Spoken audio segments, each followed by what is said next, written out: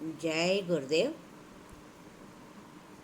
పరమ పూజ్య స్వామి తేజోమయానంద వారి సుహృదం సర్వభూతానాం భగవద్గీతలో చాలా పవిత్రమైన ప్రియమైన వాక్యం ఇది.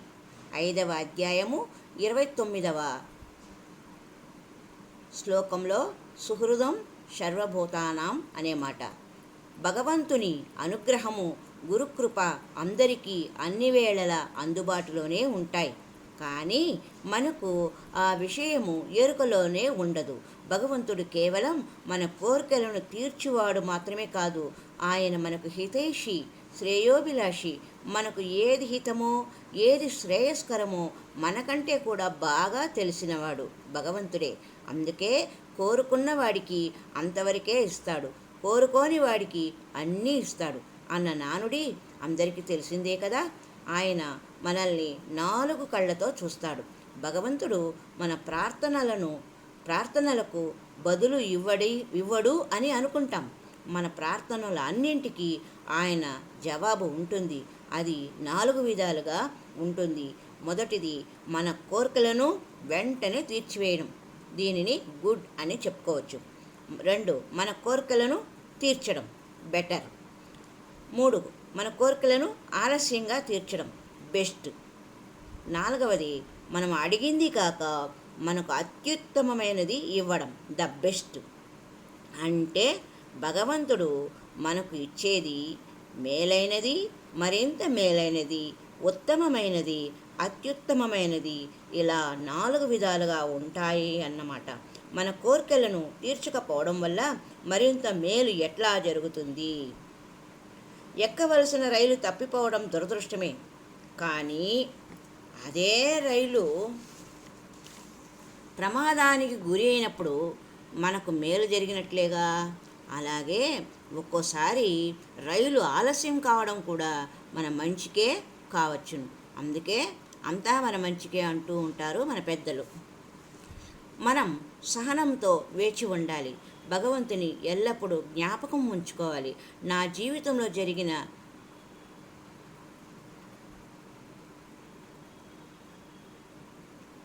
ఒక విషయాన్ని మీతో పంచుకుంటానని స్వామీజీ చెబుతున్నారు.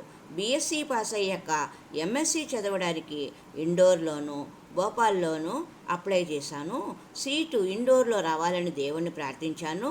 భోపాల్లో సీటు వచ్చింది. ఆ సమయంలో అక్కడ గురుదేవుల యజ్ఞం జరిగింది, వెళ్ళాను. నేను చదువు వదిలేశాను. గురుదేవుల ప్రేరణతో ఆశ్రమంలో బ్రహ్మచారిగా చేరాను. దీనివల్లనే ఇదిగో ఇప్పుడు మీ ముందు ఇలా ప్రసంగిస్తున్నాను అని చెప్పారు. భగవంతుడు మనకు మంచి మిత్రుడు. మనం జీవితంలో ఎక్కడెక్కడికో వెళ్ళవలసి వస్తుంది, అక్కడ మనల్ని చూసుకోవడానికి ఎవరు ఉండరు అనుకుంటాం. భగవంతుడు సర్వవ్యాపి. ఎక్కడికి వెళ్ళినా ఎవరో ఒకరు తటస్థపడి మనల్ని చూసుకుంటారు. ఇది ప్రతి ఒక్కరికి స్వానుభవమై ఉంటుందని భావిస్తున్నాను. అమెరికాలోని లాస్ వెగాస్లో ఉన్న ఒక భక్తురాలి కుమార్తెకు చికాగోలో భయంకరమైన ప్రమాదం సంభవించింది. ఆమె భగవంతునితో, ప్రభు, నేను ఆ ప్రమాద స్థలానికి వెంటనే చేరుకోలేను, నీవు సర్వవ్యాపివి, నీవే నా బిడ్డను ఆదుకోవాలని ప్రార్థిస్తూ నిబ్బరంగా ఉండిపోయినది. ఆశ్చర్యకరంగా ఆ బిడ్డకు సహాయం అంది, గండం గడిచింది.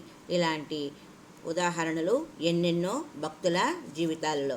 భగవంతుని అనుగ్రహం విషయంలో మనకు పూర్వకాలపు భక్తుల కథలే కాదు, నిత్య జీవితంలో మనకు కూడా ఎన్నో అద్భుతాలు జరిగి ఉంటాయి. మనలోని లోపమెల్లా మనం వాటిని జ్ఞాపకం చేసుకోము. భగవంతుని కృపను ఎల్లప్పుడూ గుర్తుంచుకోవాలి. భక్తులలో 2 రకాలు ఉంటారు. భక్తులు సాధారణము, అసాధారణమని 2 విధాలు.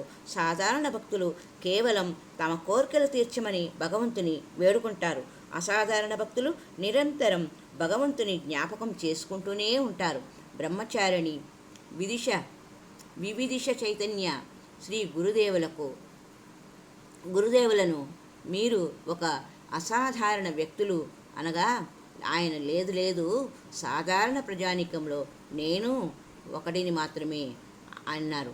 అది వారి అసాధారణ వ్యక్తిత్వం. భగవంతుని మీ యొక్క మంచి మిత్రుడుగా ఎల్లప్పుడూ గుర్తుంచుకోండి అని సందేశము ఇచ్చినారు. హరి ఓం తత్సత్.